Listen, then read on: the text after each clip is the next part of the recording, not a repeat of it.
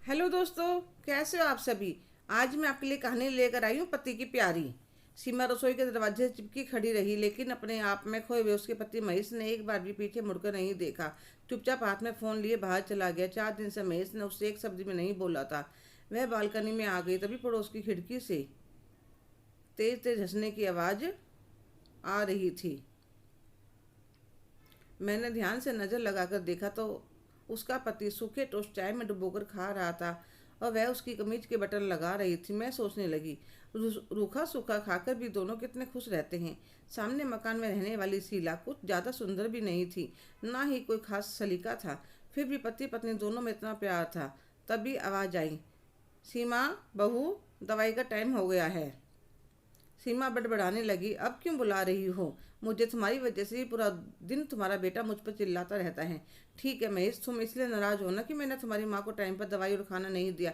तो देखो सीमा का बदला, पूरा दिन तो तुम काम छोड़कर अपनी माँ के पास नहीं रह सकते और मैं सासू माँ की आवाज़ को सुनकर भी अनसुनी कर देती हूँ।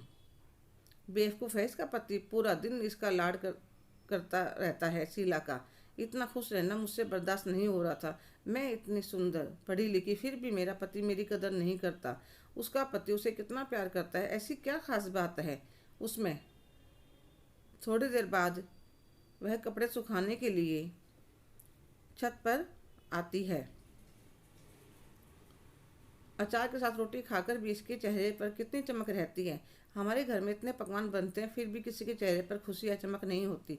शीला को कपड़े सुखाते देख मैं उससे बात करने लगी तो वह मेरे इधर आ गई। तो मैंने देखा वह हर रोज सोने की चूड़ी पहनती थी, वह उसके हाथ में नहीं थी। मैंने कहा, शीला तुम्हारी चूड़ियाँ कहाँ गई जो तुम्हारी मम्मी ने दी थी? तो वह कहने लगी, दीदी किसी के सामने कहना मत। वह मेरी नंद के बेटा हुआ था तो उसके और बच्चे के लिए ससुराल में नेक देना था, तो मैं अपनी वह चूड़ी सुनार को दे दी। तो मैं कहने लगी, तू पागल है, मायके की चीज़ भी कोई देता है क्या? उसकी बहन को अपने आप देता। तो वह कहने लगी, दीदी अब मैं और यह अलग थोड़ी ही हैं।